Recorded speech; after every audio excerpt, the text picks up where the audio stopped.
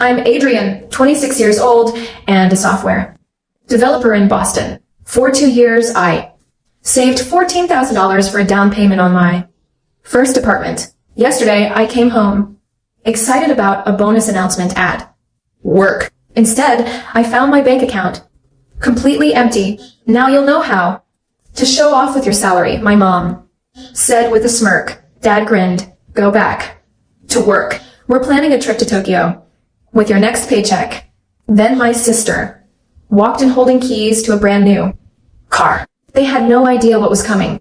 Hey, before I continue this crazy story, drop a comment where you're watching from and hit that subscribe button if you've ever been betrayed by someone you trusted. Growing up in suburban Massachusetts wasn't easy with my cis-sets with my 4 parents. They were the definition of middle class on the outside, but behind closed doors they struggled with finances constantly. The weird part, they had too much pride to accept help from anyone. My dad, a salesman at a local furniture store, would come home complaining about bills, but would refuse assistance from his own brother. Mom worked part-time as a receptionist at a dental office and handled our family finances, if you could call it that. Mostly it was juggling which bill to pay late this month. I learned early that if I wanted anything, I needed to earn it myself. At 16, I got my first job bagging groceries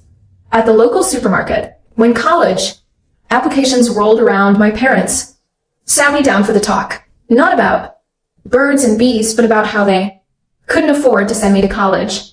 No college fund, no savings, nothing. They looked disappointed, but not nearly as disappointed as I felt. We always thought things would get better. Financially, Dad explained, not meeting my eyes. But life happens. That summer, I worked 2 jobs and applied for every scholarship imaginable. When acceptance letters came, I chose the state university that offered the best financial aid package. Even then, I took out loans and worked 20 hours a week at the campus IT department while maintaining a full course load in computer science. My relationship with my parents grew distant during those years. They rarely called to check on me, but when they did, the conversation inevitably turned to their financial problems. The furnace broke or Dad's car needs a new transmission. I learned to change the subject quickly. After graduation, I landed an entry-level programming job at a tech startup in Boston. The pay wasn't amazing, but it was enough to rent a small studio apartment and start paying off my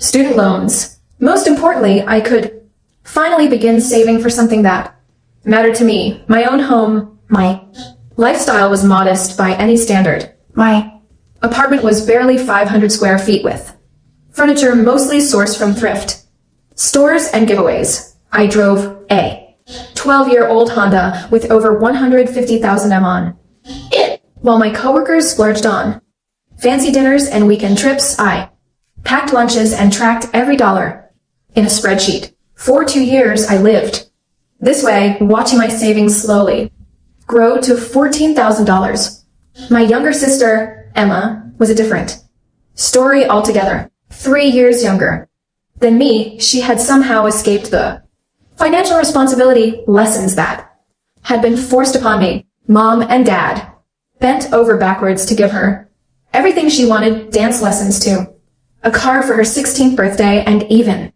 paid her cell phone bill well into her 20s. When she decided college wasn't her thing after 1 semester, they didn't bat an eye. She moved back home and took a part-time job at a clothing store, spending most of her paycheck on clothes and nights out with friends. I never resented her for this uneven treatment. If anything, I felt sorry for her. She never learned self-reliance or the satisfaction of earning something through hard work, but I did maintain a certain distance from her. Our lives and values were simply too different. 3 weeks ago, everything changed. I was called into my boss's office expecting the usual project update meeting. Instead, he told me I was being promoted to senior developer with a 20% salary increase. You've earned this, Adrian, he he said, shaking my hand. Your work ethic is exceptional, and the team values your contributions. That night, I updated my budget spreadsheet with the raise I could reach my down payment.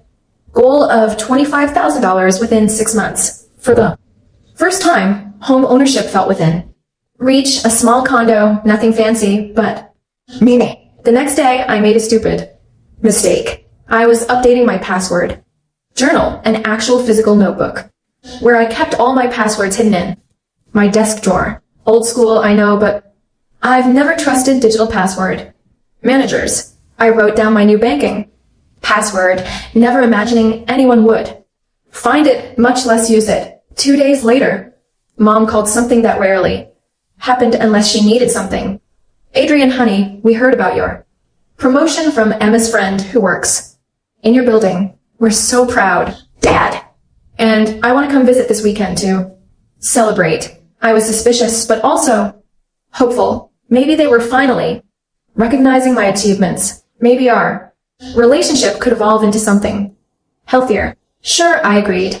I could cook dinner on Saturday. Oh no, we'll take you out somewhere nice. Our treat, she insisted. You deserve it. That Saturday, I worked late finalizing a project. When I got home around 7 o'clock in the evening, I was surprised to find not just my parents, but also Emma in my apartment. They'd let themselves in using the spare key I'd given them for emergencies. The table was set with actual wine glasses. Not mine. They must have brought them.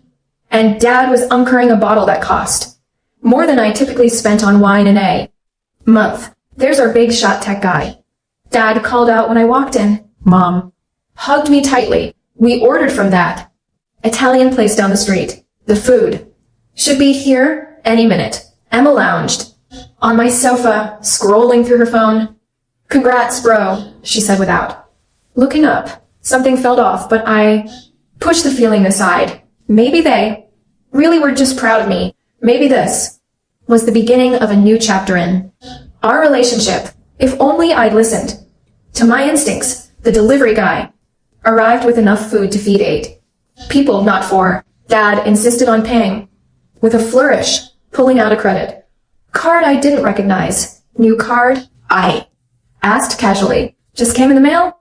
He replied with a wink. Better rewards program. We settled around my small table, squeezing in with the excessive amount of food between us. Mom poured generous glasses of wine for everyone, and Dad raised his glass to Adrian, moving up in the world and making us proud. The conversation flowed surprisingly well. They asked about my job, seemed interested in my projects, and didn't once mention their financial problems. It felt surreal, like having dinner with alternate universe versions of my parents. So, when are you going to upgrade from this closet? Dad asked, gesturing around my small apartment. Actually, I've been saving for a down payment, I said, feeling a rare moment of pride. I'm getting close to my goal. Mom and Dad exchanged a quick glance that I couldn't interpret. That's our boy, Mom said, patting my hand. Always the responsible one. Just then, my phone buzzed with a notification. I almost ignored it, but something made me check. It was my banking app withdrawal confirmation. $1,400. 0. Thank you for your transaction. My stomach dropped. I hadn't made any withdrawal. Excuse me, I mumbled, stepping away from the table. With trembling fingers, I opened the app and logged in. My savings account balance read $46.78. Just the remnants of the $14,000 I'd spent 2 years accumulating. The withdrawal had happened 3 hours ago. While I was still at work, I rushed back to the table, my heart pounding. Did either of you access my bank account today? I demanded, my voice shaking. Mom dabbed her mouth with a napkin, completely calm. Don't be dramatic, Adrian. My entire savings is gone. $14,000 withdrawn today. I didn't do it. Dad leaned back in his chair, swirling his wine. Consider it a life lesson. So, I couldn't believe what I was hearing. A life lesson? That's my money. Money I worked for. Mom's expression hardened into something I'd never seen before. Now you'll know how to show off. With your salary. Maybe next time you'll think about helping your family before splurging on a condo. My mind raced, trying to process what was happening. How did you even get access to my account? Your little password book. Wasn't hard to find. Emma chimed in from the sofa, not looking up from her phone. Mom asked me to look around when I visited last month. Last month, Emma had stopped by unexpectedly claiming she was in the neighborhood she'd asked to use my bathroom and had been gone for nearly 15 minutes. I hadn't thought anything of it at the time. You went through my things, I asked, betrayal, cutting deeper. By the second, Dad waved dismissively. Don't be so sensitive. We raised you, clothed. You put a roof over your head. For 18 years. You owe us. I owe you. I put myself through college. I've worked since I was 16. And now you're doing well while we're struggling. Mom snapped. That's not how family works. Adrian, family helps family. Help is something you ask for, not something you steal. I was shouting now, unable to contain my anger. Dad stood up, pointing a finger at me. Watch your tone, boy. That fancy job doesn't make you better than us. I took a deep breath, trying to calm myself. What did you do with my money? Well, Mom began suddenly looking pleased with herself. We paid off some bills, bought a few necessities like what I interrupted. Mom gestured to her outfit. This blouse was on sale and I got your father some new golf clubs. He deserves them after working so hard all these years, and we're planning a little vacation, Dad added. We haven't been anywhere in years. To Tokyo, I said, flatly, remembering his earlier comment. With my next paycheck, too. Apparently, he had the audacity to grin. Now you're getting it. You make so much money now. You won't even miss it. Just then, Emma stood up and dangled a set of keys. And thanks for the upgrade, bro, she said, with a smirk. My old car was such a beater. I stared at the keys in disbelief. You bought her a car with my money. Just a used Honda, Mom said. Defensively, nothing fancy. It's a 2-year-old Civic. Emma bragged. Way better than that trash heap you drive. The room started spinning. My own family had conspired against me, stolen my savings, and now expected me to be okay with it. 2 years of sacrifice gone in. An afternoon spent on golf clubs, clothes, a car for my sister, and a vacation for my parents. I want my money back, I said, my voice low and dangerous. All of it now. Mom laughed. Actually laughed. Don't be ridiculous. Adrian, it's spent. Then sell the car. Return the clubs. Cancel the trip. No. Can do, Dad said firmly. But hey, with your new promotion, you'll save it back. In no time. Get out, I whispered. What did you say? Mom asked, her eyes narrowing. Get out of my apartment now. My voice was shaking with rage. Now. Listen here, Dad started, but I cut him off. No, you listen. You stole from me. You betrayed my trust. Get out before I call the police. Mom stood up, gathering her purse. The police? On your own. Parents, you wouldn't dare. Try me. Emma, finally sensing the gravity of the situation, moved toward the door. Maybe we should go. This is how you treat us. After everything we've done for you. Dad's face was red with anger. Leave. Your key, I told him. You no longer have permission to enter my home. Fine. Mom snapped, throwing her key on the table. But don't come crying to us when you realize how lonely life is without family. Dad leaned in close as he passed me. This is your apartment. Funny, I thought I was the one who co-signed the lease because your credit wasn't good enough. One call to the landlord. I hadn't thought of that. Dad had indeed co-signed my lease when I first moved in, before I had established good credit. You wouldn't, I said, but the smirk on his face told me he absolutely would. Out by tomorrow, he said, or we'll see just how much that fancy job of yours matters when you're homeless. They left, slamming the door behind them. I stood in my apartment surrounded by half-eaten food. I hadn't wanted wine, glasses that weren't mine, and the devastating knowledge that my own family had systematically betrayed me. I sank to the floor, my back against the wall, and did something I hadn't done since I was a child. I cried. I couldn't stay in my apartment that night. The walls seemed to close in on me every corner, holding a fresh memory of betrayal. I packed an overnight bag, grabbed my laptop, and checked into a budget hotel downtown. $49 a night that I couldn't really afford anymore, but I needed space to think. Lying on the stiff hotel bed, staring at water stains on the ceiling, memories flooded back. Dad borrowing the $20 I'd earned mowing lawns when I was 12, promising to pay me back come payday. He never did. Mom taking the birthday money sent me to put in your college fund, a fund I later learned never existed. The pattern had been there all along. I'd just been too young to recognize it, and later too hopeful that things had changed. Sleep evaded me. Around 3 o'clock in the morning, I opened my laptop and started researching my legal options. Unauthorized bank access, theft, fraud. Surely there was some recourse available to me. I composed an email to my bank explaining the situation, then fell into a restless sleep just as dawn was breaking. The bank's response came by mid-morning. Since the password had been used for access, and since I had no proof that I hadn't shared it voluntarily with my parents, there was little they could do. They suggested filing a police report if I believed a crime had been committed. A crime by my own parents. Could I really do that? Despite everything, some deeply ingrained sense of family loyalty held me back. They'd raised me, however, imperfectly. Could I really see them arrested? I called my friend Zach, the only person I trusted enough to share this humiliating situation with. They did what? He exploded after I explained. Adrian, that's straight up theft. No, I sighed. But they're my parents. No, Zach said firmly. Parents protect their children. They don't rob them.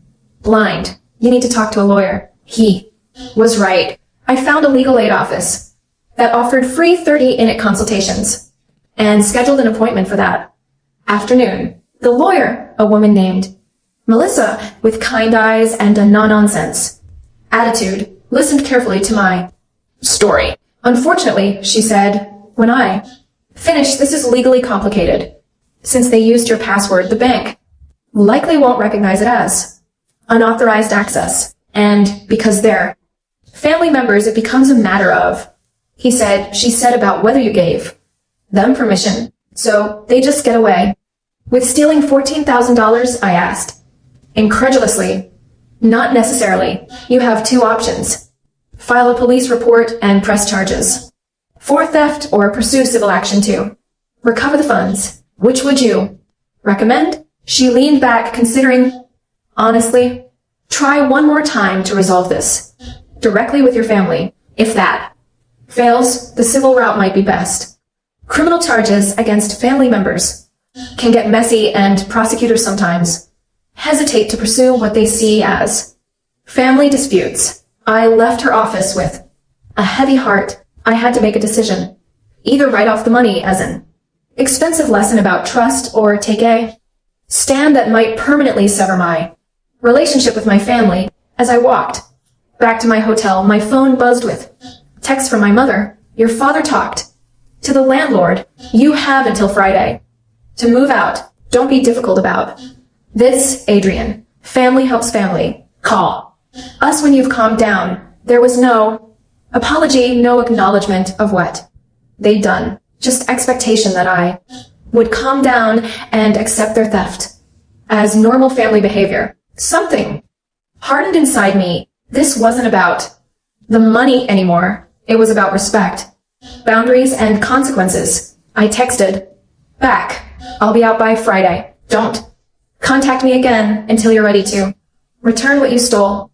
Then I blocked their numbers. That evening, I returned to my apartment to start packing. To my shock, I found my parents and several relatives I rarely spoke to having what appeared to be a party in my living room. There he is, my Uncle Doug called. Out when I entered, the big shot. Programmer with the fancy new promotion. My mother rushed over, acting as if nothing had happened. Adrian, honey, I tried calling you. We wanted to celebrate with the whole family. I stood frozen in the doorway of my own apartment, watching his relatives. Lounged on my furniture, eating food I hadn't bought, celebrating a promotion that had led to the worst betrayal of my life. Moving toward the kitchen to get away from the crowd, I overheard my father talking to my Aunt Linda. Yeah, Adrian's been doing so well. He insisted on helping us out, paid off our credit cards, bought Emma a reliable car. He's finally showing some appreciation for all we did for him. That's so generous, Aunt Linda replied. My kids could take a lesson from him. My father laughed. Well, we did have to.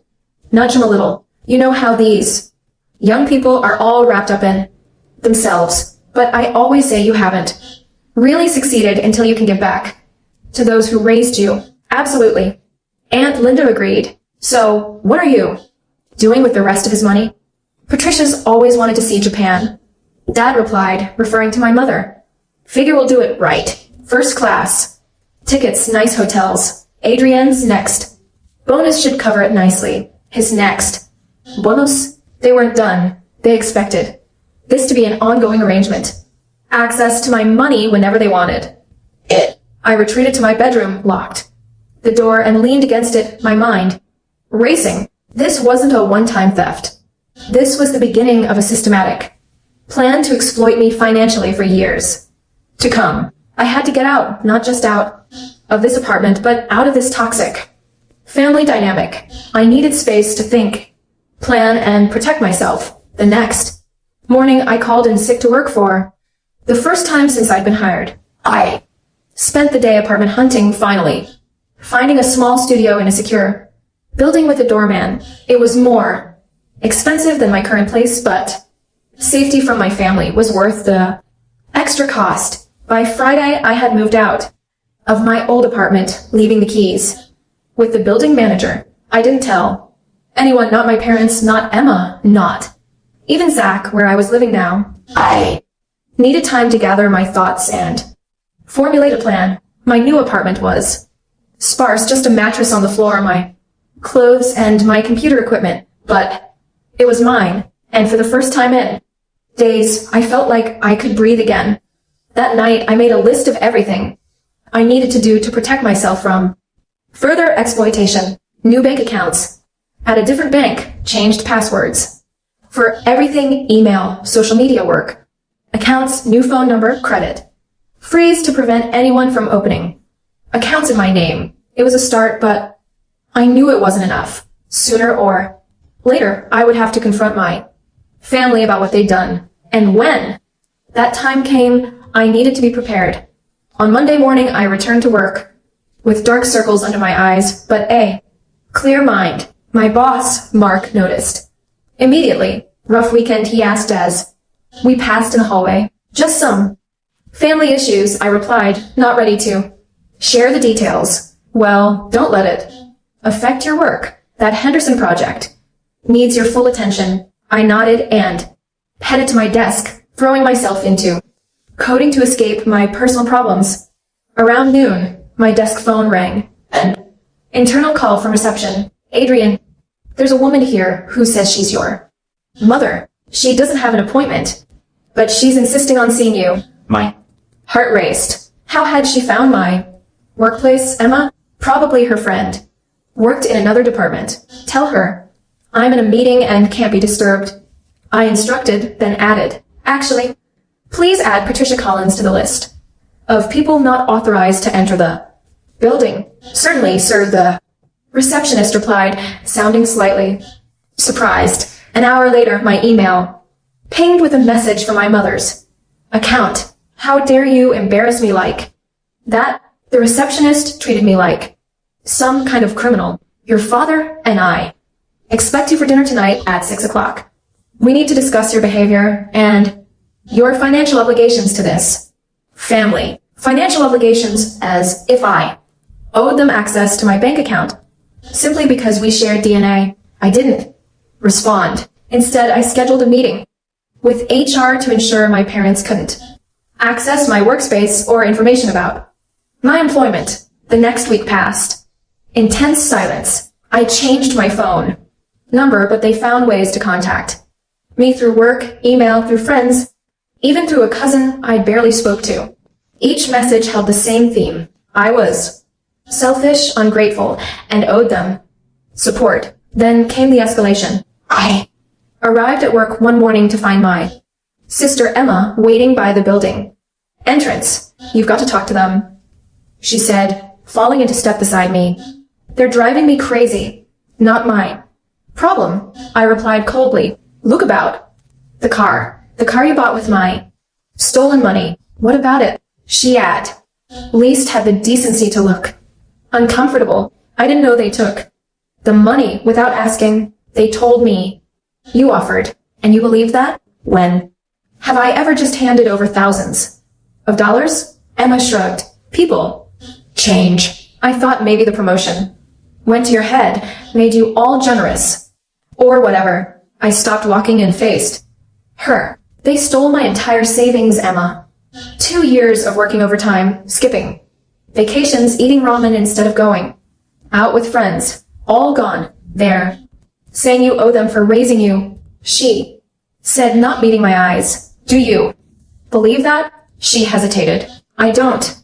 No. Maybe not like this, but they did sacrifice a lot for us. For you, I corrected. I've been on my own since I was 18. That's not fair. Neither is stealing $14,000. We stood in awkward silence for a moment. What do you want me to do? She finally asked. Sell the car. Return my portion of the money. Her eyes widened.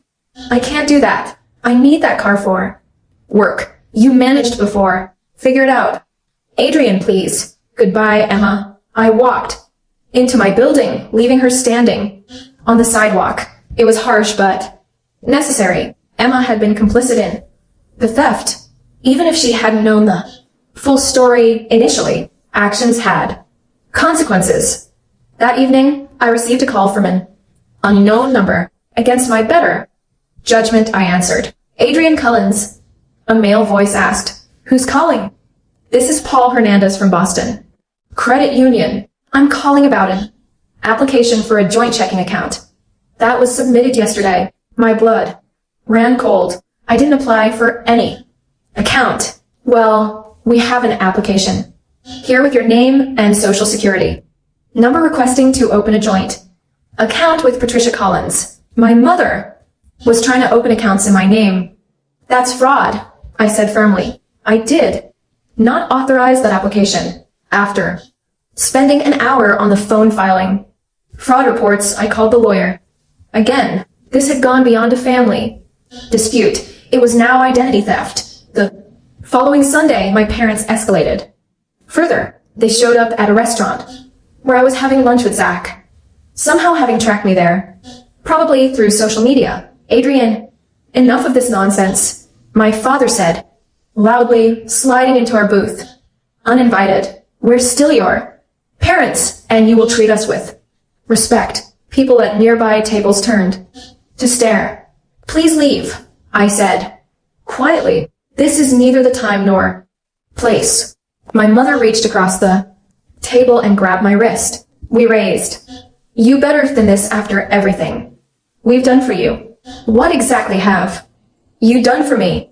I asked, pulling my hand away. Put me through college. No, I did that myself. Help with my car. No, bought that myself, too. Support me emotionally. Definitely not. We gave you life, she hissed. We fed you, clothed you the bare minimum required by law, I interrupted. And now you think that entitles you to everything I earn. My father's face darkened. You ungrateful. Little sir, our waiter intervened. I'm going to have to ask you to lower your voice or leave. Mind your own business. My father snapped. Dad, stop, I said firmly. You're making a scene. I'm making a scene. You're the one who's cut off his own family. Your mother cries herself to sleep every night. Zach, who had been silent until now, stood up. Mr. Collins, I think you and Mrs. Collins should leave before the manager gets involved. My father glared at him, and who are you to tell me what to do? I'm the guy who's about to call security if you don't walk away right now, Zach replied calmly. My parents looked around, suddenly aware of the attention they were attracting. With a final glare, my father stood up. This isn't over. Adrian, actually it is, I replied. Unless you're ready to return my money and apologize. They stormed out, leaving an awkward silence in their wake. Dude, Zach said as he sat back down, you need a restraining order. I nodded slowly. I think you're right. Later that evening, as I was entering my apartment building, my sister called from yet another unknown number. Adrian, you need to know something, she said, her voice uncharacteristically serious. They're in real trouble. What do you mean? They re-engaged the house last year. They're behind on payments. Dad's been gambling. It's bad. Why are you telling me this? Because I think they took your money to save the house, not for a trip or golf clubs. They're drowning Adrian. For a moment I felt a pang of sympathy. Then I remembered the callous way they justified their theft. That doesn't excuse what they did, Emma. No, she agreed, surprising me. It doesn't, but I'm scared for them. After we hung up, I sat on my bare mattress, thinking if Emma was telling the truth. My parents' financial situation was even worse than I'd imagined, but that made their actions more calculated, not less. They hadn't stolen from me impulsively. They'd planned it, targeting my savings as a solution to problems of their own making. The next evening, against my better judgment, I agreed to meet them at a neutral location, a coffee shop downtown. I arrived early, selected a table with clear sight lines to the exits, and waited. They entered together, looking less confident than I'd ever seen them. My mother's eyes were puffy from crying, and my father seemed to have aged years in mere weeks. Thank you for meeting us, Mom began as they sat down. I didn't respond, just waited. Dad cleared his throat. Son, we may have been hasty in how we handled things. Hasty, I repeated. You stole $14,000, threatened to make me homeless, tried to commit identity fraud, and harass me at work. That's not hasty. That's criminal. Mom flinched. We're your parents, Adrian. We needed help. Then you should have asked for help. I cut in. You don't get to decide what happens to my money. We were desperate. Dad admitted. The bank was threatening foreclosure. So you thought stealing from me was the solution, not selling your golf clubs or Mom's jewelry or downsizing the house. It had to be my money. They exchanged glances. We're family, Mom said as if that explained everything. Family doesn't steal from family, I replied firmly. Family respects boundaries. What do you want from us? Dad asked, his voice hollow. I want my money back. All of it. And I want a written apology, acknowledging what you did was wrong. We don't have the money, Mom said. It's gone. Then sell the house. Sell the car. Get jobs delivering pizza if you have to. Figure it out. Dad's expression hardened. You'd make your own parents homeless. You are willing to do the same. To me, I reminded him, actions have consequences. So that's it, Mom asked, tears forming. We mean nothing to you now. I took a deep breath. You chose money over our relationship, not me. If you want to rebuild trust, it starts with making this right. And if we can't, then we have nothing more to say to each other. I stood up, leaving them sitting in stunned silence. As I walked away, I felt a curious mixture of sadness and strength. For the first time in my life, I had set a clear boundary with my parents. Whether they respected it or not was their choice. Now the confrontation at the coffee shop marked a turning point. I realized that hoping for my parents to suddenly develop a moral conscience was futile. I needed to take concrete action to protect myself and possibly recover some of my losses. First stop, a new financial advisor. recommended by my company's HR department. Jason Chen specialized in helping young professionals establish secure financial foundations. What Happened to you is unfortunately not uncommon, Jason said after I explained my situation. Family financial exploitation happens more often than people realize. Together, we created a comprehensive protection plan. I opened new accounts at a credit union with no connection to my previous bank. We established a series of secure passwords and authentication methods that couldn't be easily guessed or accessed. I set up credit monitoring to alert me of any new applications in my name. Now, Jason said, leaning forward, let's talk about recovering your money. Is that even possible? I asked, skeptical. Possibly. Through small claims court, the limit in Massachusetts is $7,000. So you couldn't recover the full amount in one case, but it's a start. I nodded, taking notes. What would I need to prove my case? Any evidence that the money was taken without permission. Text, messages, emails, witnesses who heard them admit to taking it. I thought of the family gathering where I'd overheard my father bragging about using my money. My cousin Taylor had been standing there too. Would she be willing to testify? The next day, I consulted with a different lawyer, one who specialized in family financial disputes. She helped me draft a formal demand letter to my parents outlining exactly what they had taken and the consequences if they didn't make arrangements to repay it. Send this by certified mail, she advised. It creates a paper trail showing you've attempted to resolve this without court action. While I waited for a response, I focused on rebuilding my security. I changed all my passwords using a complex system that couldn't be guessed. I installed a password manager with two-factor authentication. I froze my credit at all three major bureaus. At work, I met with HR again to ensure my parents couldn't access my employment information or payroll details. I'd like to change my emergency contact and make sure my parents can't access any information about me. I explained to the HR director. She looked concerned. Is everything okay, Adrian? Family dispute, I said simply. I need to protect my personal information. She nodded. We can certainly update your file, and just so you know, we never release salary information to anyone but the employee. Thank you, I said, relieved. And can we make sure any bonuses or raises aren't announced publicly? Absolutely. your Compensation is confidential.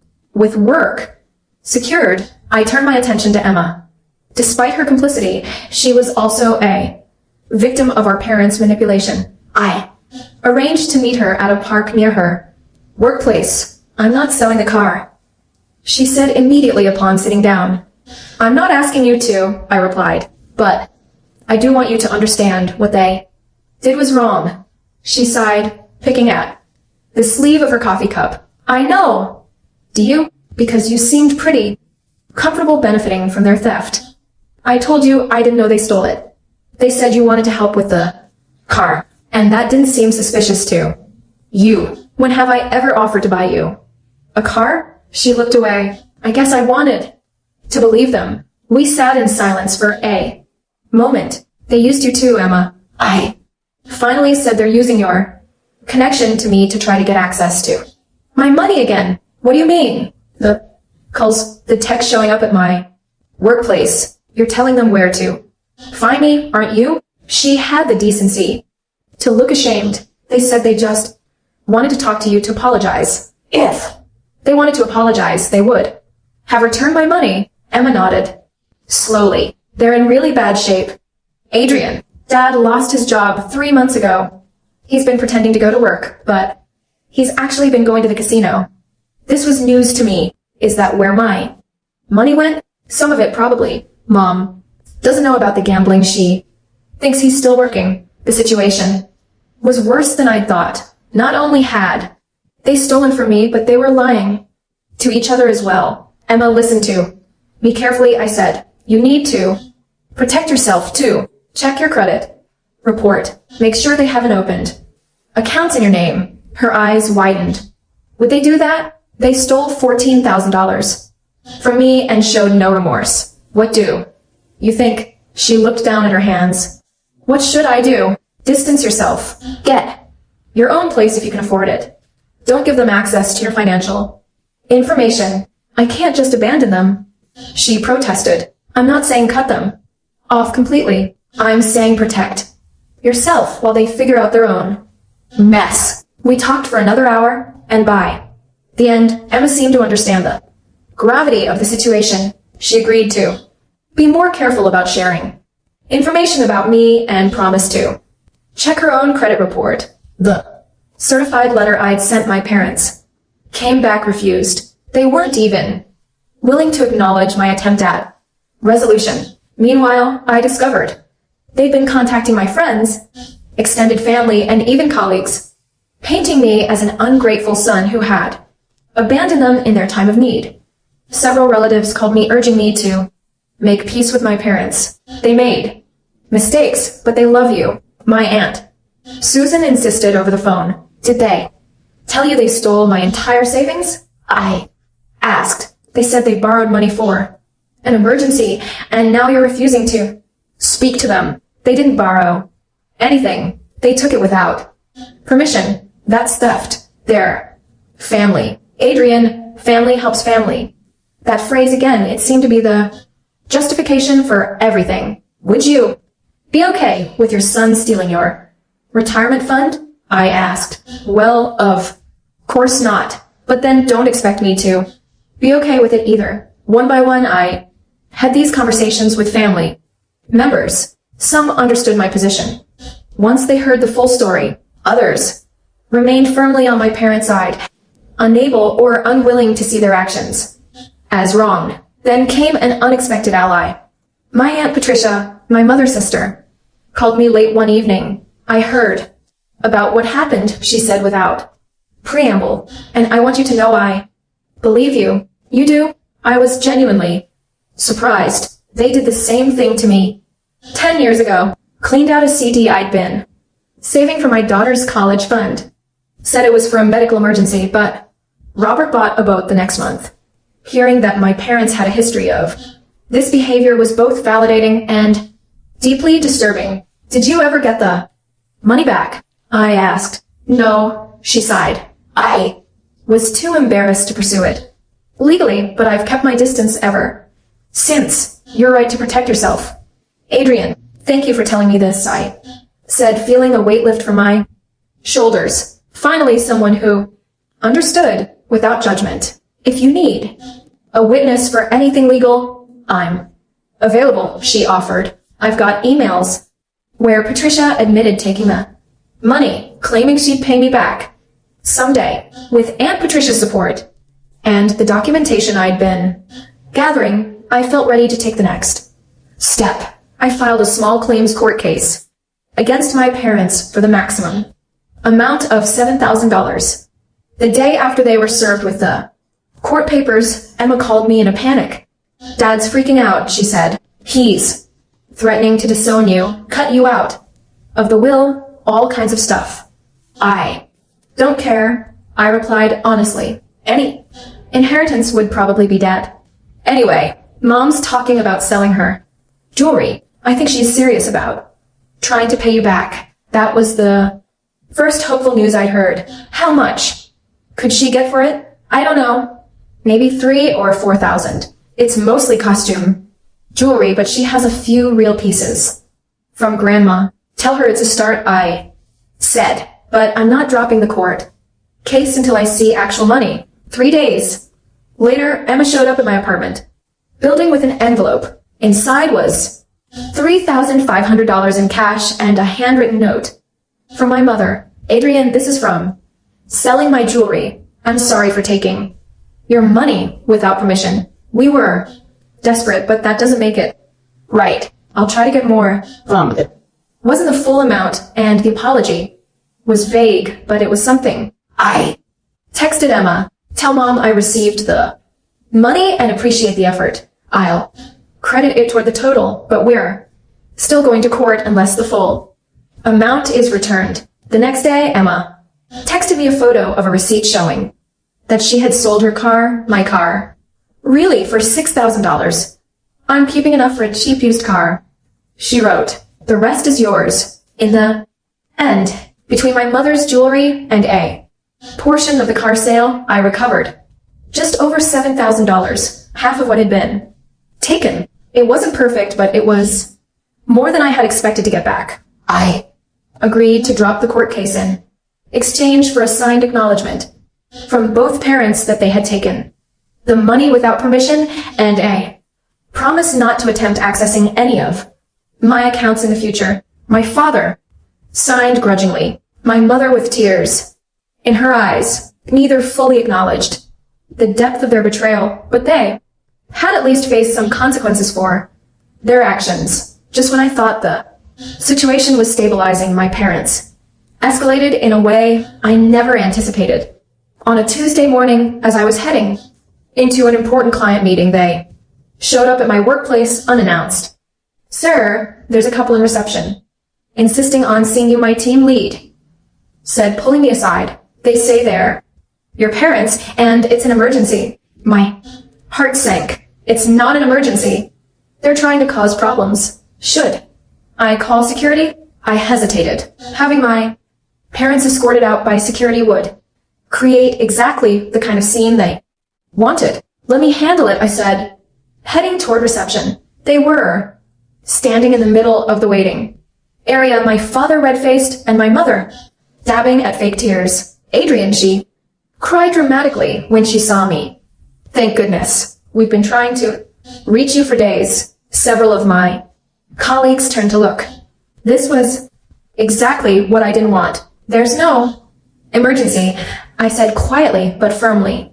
And you know my phone number if you needed to reach me. How could you take your own parents to court? My father demanded loudly. After everything we've done for you, people were definitely staring now. I needed to get them out of there before this damaged my professional reputation. Let's talk outside, I said, gesturing toward the door. We're not going anywhere until you explain yourself, Dad insisted, his voice rising further. Everyone here should know what kind of son you are. At that moment, my boss Mark emerged from a conference room. Is there a problem here? He asked, his expression neutral, but his tone stern. These are my parents, I explained. They were just leaving. We most certainly were not. My mother protested. We came to talk sense into our son who's been Mr. and Mrs. Collins. Mark interrupted. I'm Mark Davidson, Adrienne's manager. Whatever family issues you're experiencing, this is not the place to resolve them. I'm going to have to ask you to leave before I call security. Fine, my father snapped. But everyone should know that Adrienne is suing his own parents while we're about to lose our home. As they were escorted out by security, my mother turned to address the now silent reception area. He'd let his own parents become homeless over alone. They were still characterizing theft as alone. Mark turned to me after they were gone. Take the rest of the day, Adrian. Deal with this. I'm sorry about that, I said, mortified. They stole money from me. He held up a hand. You don't need to explain. My father emptied my college fund to buy a motorcycle when I was 18. I get it. His understanding was unexpected and deeply appreciated. Thank you, I said simply. Just make sure it doesn't happen again. This is a place of business. I nodded and headed back to my desk to gather my things. Word of the scene had already spread through the office, and I could feel curious eyes watching me as I was leaving. A colleague named Diana approached me. Hey, I overheard what happened. I'm really sorry. Thanks, I said, embarrassed. My mom did something similar to me a few years ago. She continued, took out credit cards in my name, maxed them out. It took me 2 years to clean up my credit. How did you handle it? I asked, genuinely curious. Filed a police report eventually. It was the hardest thing I've ever done, but it was the only way to clear my credit. Did your relationship survive? She smiled. Sadly, we don't talk much now, but honestly, that's probably for the best. That evening, determined to understand the full scope of my parents' financial situation, I did something I'd been avoiding. I looked them up in public records. What I found shocked me. 3 liens against their house, a judgment from a credit card company, a pending foreclosure action, and most disturbing of all, a bankruptcy filing from 5 years ago that I'd known nothing about. They hadn't just recently fallen on hard times. They'd been financially irresponsible for years, possibly decades, and now they expected me to bail them out to be the solution to problems of their own making. Armed with this knowledge, I called Emma. Did you know Mom and Dad filed for bankruptcy 5 years ago? I asked without preamble. She was silent for a moment. Yes, she finally admitted. They made me promise not to tell you why. They were embarrassed, I guess, and they were afraid you'd stop helping them if you knew how bad things were helping them. When have I ever helped them? Financially? Another pause. Adrian, they've been taking money from your account since you were in college. The floor seemed to drop out from under me.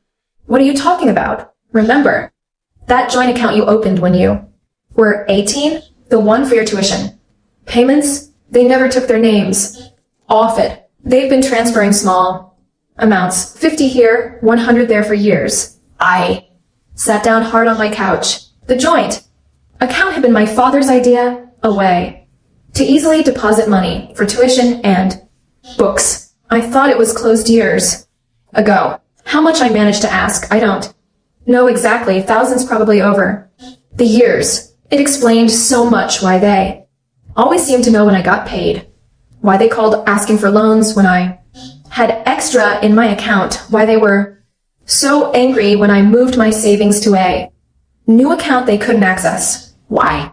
Are you telling me this now? I asked. Because they're talking about doing it to me now, she said quietly. Dad asked me to add him to my checking account yesterday, just in case of emergency. A surge of protectiveness rushed through me. For all her flaws, Emma was still my sister. Don't do it, I said firmly. Don't give them access to anything. No. I already told him no. Good. Listen, we need to talk to them together. Present a united front. We arranged a meeting at a restaurant the following evening, neutral territory, where they couldn't make too much of a scene. They arrived looking defensive, already prepared for a fight. What's this about my father? Demanded as he slid into the booth. We know about the bankruptcy, I said without preamble, and about the money you've been taking from my accounts for years. My mother's face went pale, my father's greened. Emma, he snapped. You promised never to. Don't blame her, I interrupted. This is about your actions, not hers. Were your parents, my mother said, falling back on her usual justification. Everything we did was for your own good. Taking money from my account without permission was for my own good. Explain that logic. You had more than you needed, my father said dismissively. We made sure you didn't get spoiled by stealing from me, by teaching you the value of helping family, he countered. Emma, who had been quiet until now, spoke up. Dad, you asked me to add you to my checking account yesterday. Why? He shifted uncomfortably, just to have access in case of emergency. The truth, she insisted. My father looked away. My mother stared at her hands. We're behind on the mortgage again, she finally admitted. The bank is threatening foreclosure. Even after taking my $14,000, I asked incredulously. It wasn't enough, my father muttered. We had other debts. Like what? More uncomfortable silence. Like what? I repeated more forcefully. Your father has a gambling problem, my mother said, still not looking up. He's been borrowing from people. You don't borrow from loan sharks. My father had gotten involved with loan sharks. Jesus, I breathed. This is so much worse than I thought. We need help, my mother said, Finally meeting my eyes. Real help this time. Not financial help, I said firmly. You've proven you can't be trusted with money, but I'll help you find resources. Financial counseling, gambling, addiction, support, maybe bankruptcy, protection again. We don't need counseling, my father protested. We need cash. No, Emma, and I said simultaneously. My father looked between us, seemingly shocked by the united front. After everything we've done for you both. Stop.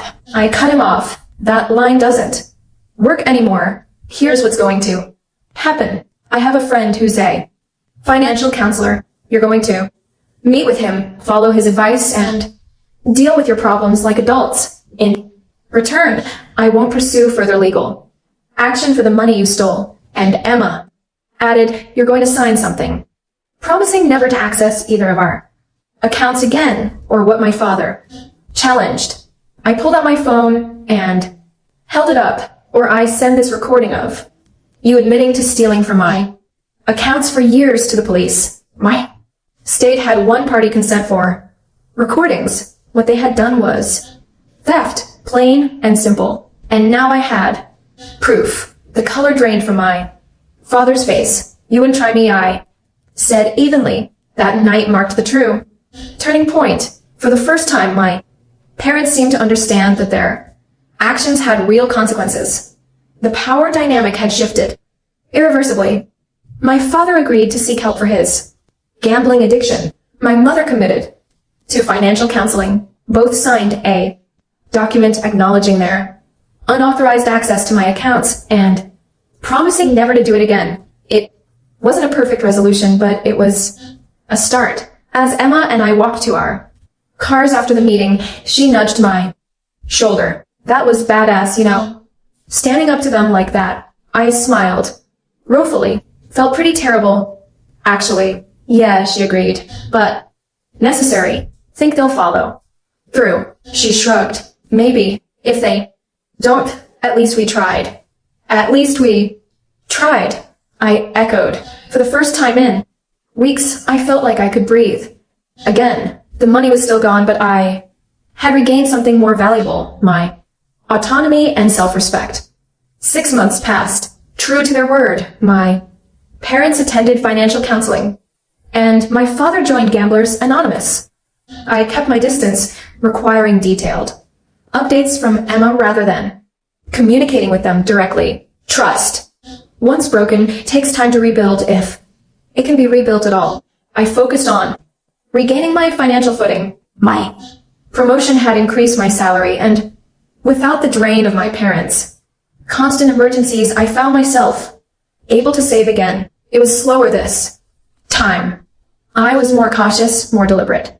With every dollar, my new apartment became a home. I invested in a proper bed, a comfortable couch, a desk for my computer, small luxuries that reminded me that my money was my own to use as I saw fit. My relationship with Emma deepened. She had taken my advice and moved into her own apartment, establishing independence from our parents for the first time in her life.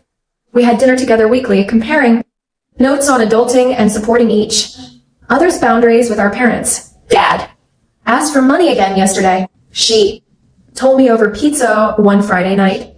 Just $20 for gas, he said. What did you do? I asked. Told him no. She smiled proudly. It was hard, but I did it. Good for you. He got angry, said I was turning out just like you. She grinned. I told him I hope so. 3 months into their financial counseling, my parents sold their house, the one they'd nearly lost to foreclosure multiple times. They downsized to a small condo, significantly reducing their monthly expenses. It was a practical decision, if long overdue. At the 9-month mark, I received a letter from my mother, not an email or text, but an actual handwritten letter. Inside was a check for $3,000 and a note. Adrian, this is another payment toward what we took from you. The financial counselor has helped us create a repayment plan. You'll receive $500 each month until the full amount is restored. We know money alone can't rebuild trust, but we hope it's a start. with regret and love. Mom, it was an A. Perfect apology, but it was genuine. Progress. I deposited the check half, expecting it to bounce. It didn't. True. To their word, $500 arrived each month.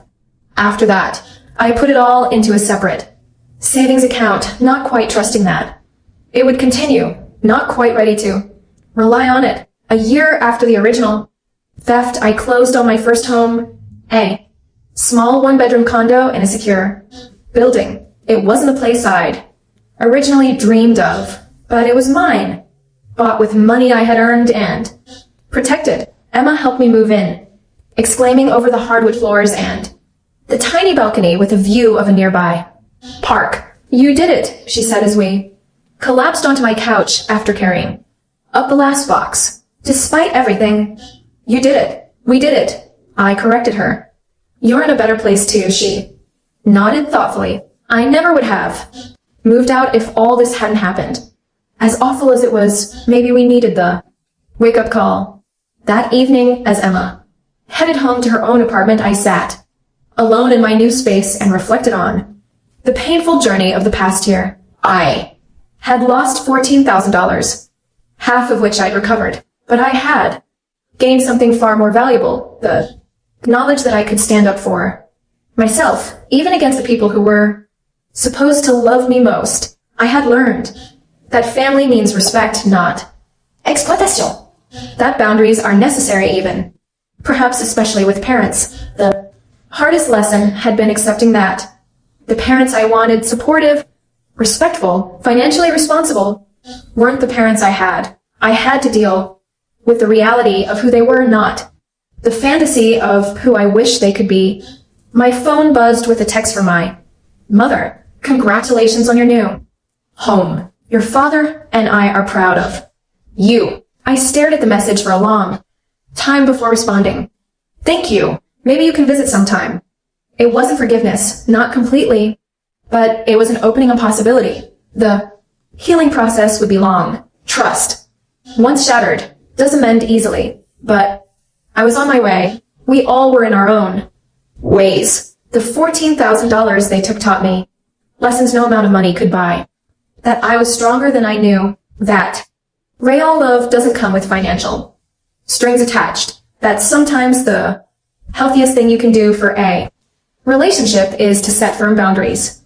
Most importantly, I learned that financial security isn't just about the numbers in your bank account. It's about protecting yourself from those who would exploit your generosity, even if they share your DNA. Today, my relationship with my parents is cautious, but cordial. We talk, occasionally meet for holidays, but financial matters remain strictly off limits. Emma has blossomed into a more confident, independent woman, careful with her money and protective of her boundaries. As for me, I continue to build my career and my savings one day at a time. The betrayal will always be part of my story, but it no longer defines me. Instead, it's a chapter that made me wiser, stronger, and more compassionate toward others who have experienced similar family betrayals. If you've ever had someone you trusted violate that trust, especially family, know that you're not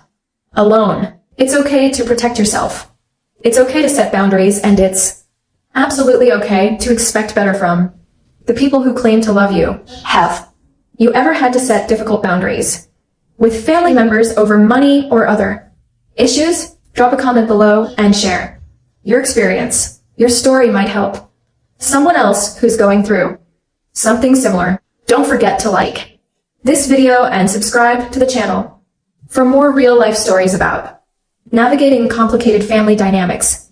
Remember, sharing your story can be the first step in healing. Thanks for listening, and I hope you found some value in my journey.